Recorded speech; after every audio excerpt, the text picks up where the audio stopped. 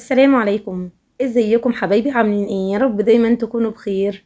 ايس كريم الشوكولاتة كريمي ولذيذ، غني واقتصادي، حاجة كده في منتهى الجمال بصراحة. هنعمله مع بعض بطريقة مميزة مختلفة عن اي طريقة جربناها مع بعض قبل كده، والقوام زي ما شايفين مع بعض كده. الطعم بقى في حتة تانية خالص. لايك وشير وسبسكرايب، يلا نسمي الله ونصلي على الحبيب. اللهم صل وسلم وزد وبارك عليك يا حبيبي يا رسول الله. وبسم الله. معايا في الحلة هنا او في كسرولة غويطة مفيش مشكلة تماما. هنزل فيها ب2 كوب من اللبن الحليب، ويا ريت يكون اللبن بتاعنا لبن بلدي كده بخيره علشان يدينا طعم غني في الايس كريم بتاعنا. معايا نص كوباية من السكر الحبيبات، يبقى كوبايتين من اللبن الحليب ونص كوباية من السكر الحبيبات. ومعايا كمان معلقة كبيرة هرمية من النشا الذرة الكورن فلاور. ذرة الملح اللي مش بنستغنى عنها خالص، السنة بتاعتنا بتعادل معانا الطعم. نقلب كويس جدا جدا على البارد زي ما شايفين. ومعايا معلقة من الحليب البودر او اللبن البودر، بضيفها بالشكل ده، بتدي معايا قوام احلى وغني اكتر وريتش جدا. ده قوام المهلبية او الاساس بتاعنا، البيز اللي احنا عايزينه للايس كريم. وهقولك لو انت عايزة تعملي بنكهات مختلفة هتنفذيه ازاي. كده خلاص دوبنا المكونات على البارد. بعد كده على البوتاجاز، وعلى البوتاجاز مع التقليب المستمر، يعني زي كأننا بنعمل مهلبية بالظبط، بالتقليب المستمر علشان ما فيش اي حاجة تلتصق في القاع، وعلشان القوام معانا يكون كريمي وناعم جدا. وصلنا للمرحلة دي تبارك الله ممتازة. معايا هنا 100 جرام من الشوكولاتة الخام القطعة، شوكولاتة مطبخ، تقدري تستخدمي اي نوع، انا مستخدمة سما. وادوبها هنا، انا طافية النار تماما، يعني مجرد ما وصلنا للقوام المظبوط للمهلبية خلاص ببدأ ان انا اطفي النار واضيف الشوكولاتة زي ما شايفين كده مع بعض. القوام بتاعنا هنا بيكون قوام خفيف شوية مش تقيل، يعني مش قوام المهلبية اللي احنا بنصبها في الاطباق. شايفين معايا ما شاء الله. طبعا قبل ما بنستخدم الصوص بتاعنا او الاساس بتاعنا او البيز، ببدأ ان انا اصفيه كويس جدا علشان لو في اي شوائب اي تكتلات ما دابتش معايا كويس تدوب خالص. معايا هنا 2.5 معلقة من الكاكاو الخام الاسباني الغير محلى. نقدر نضيف الكاكاو بتاعنا على الخليط بتاع الاساس اللي احنا نفذناه سوا، اللي هو خليط المهلبية الكاسترد، لكن انا نسيت بصراحة، فما فيش مشكلة خالص. هنا بعد ما هدي شوية بدأت ان انا اغطيه بكيس بالشكل ده واسيبه يبرد تماما وادخله التلاجة. لازم نغطيه علشان ما يعملش معانا طبقة من على الوجه وينشف ويشقق مننا. ومعايا في بولة تكون جافة ونضيفة تماما، وهنزل فيها بكوباية من الكريم شانتيه. انا هنا مستخدمة كريم شانتيه محلى، وعليهم ب2.5 معلقة من الكاكاو الخام الاسباني اللي احنا قلنا عليه. ومعايا علشان اعزز النكهة واقويها جدا ضفت باكت من النسكافيه سريع الذوبان، او ممكن القهوة سريعة الذوبان، دي بتخلي طعم الايس كريم في حتة تانية خالص. وعليهم بتلت كوب من اللبن الحليب، وتقدري تستخدميها تستبدليها بمية، مفيش مشكلة خالص طبعا، مية مثلجة او حليب مثلج. وبخفق بالشكل ده في البداية على سرعة هادية لغاية ما اقلب المكونات واخفقهم توصل معايا للقوام المتماسك جدا ده. انا مش عايزة اكتر من كده. لسه هنضيف الخليط بتاعنا. شايفين الخليط الاساس بتاعنا عامل ازاي، اللي هو خليط المهلبية فظيع ما شاء الله. عايزة اقول لكم ريحته تحفة جدا. هبدأ ان انا اضيفه بالتدريج، يعني على مراحل، شوية وبعد شوية اضيف كمان مجرد ما يختفوا الكمية الاولى. ده بيفرق كتير جدا جدا، كل الخطوات دي هتفرق كتير، يعني لما ننزل بالخليط مرة واحدة غير لما ننزل بيه على مراحل وندي كده كل خطوة حقها. ما شاء الله على الجمال. عايزة اقول لكم كمان نقدر نضيف كل المكونات دي في العجان ونشتغل بيها زي الفل. ولو انت حابة تستبدلي الشوكولاتة خالص وتعمليه بأي طعم تاني، لو بنكهة الفانيليا هتستغني عن الشوكولاتة والكاكاو وبنفس الخطوات، وهتضيفي عليهم باكت من الفانيليا او معلقة صغيرة من الفانيليا السايلة، هيطلع معاكي ألذ واحلى ايس كريم فانيليا كريمي خطير. ولو بالفواكه بنفس الخطوات وبالاستغناء عن المكونات اللي احنا قلنا عليها برضو، وتضيفي اي نوع فاكهة بيور زي ما عملناه في الفيديو اللي فات. هنا معايا بعد ما خلصت خفق كويس جدا وبقى الخليط معايا زي ما شفنا تبارك الله ممتاز في العلبة كده، وببدأ ان انا اسويه كويس جدا واظبطه. شايفين معايا تبارك الله. اغطيه، ولازم نغطي باحكام كويس جدا جدا علشان ما يوصلوش اي برودة تماما فيبدأ يعمل معايا كريستالات تلج. ده كده بعد 3-4 ساعات تقريبا، 3 ساعات اتجمد معانا لكن مش بزيادة قوي.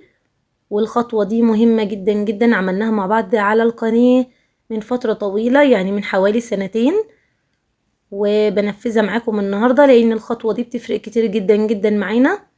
شايفين دي كده هتكون اول مرة بعد ما دخلنا الفريزر. شايفين الخليط اختلف معانا ازاي؟ كل ما بتخفقيه فيه كل ما بيديكي نعومة وطعم وجمال في الايس كريم خطير. شايفين؟ ولون كمان بيفتح معانا. عايزه اقول لكم لو حابين طبعا تزودوا نكهة الكاكاو واللون مفيش مشكلة خالص، لكن انا بالنسبة لي كان ممتاز جدا كده. كده خلاص نزلناه. بعتذر طبعا وانا بنزله، ايديا كانت اكتر مغطية على الصورة، لكن ما اخدتش بالي غير بعد ما خلصت.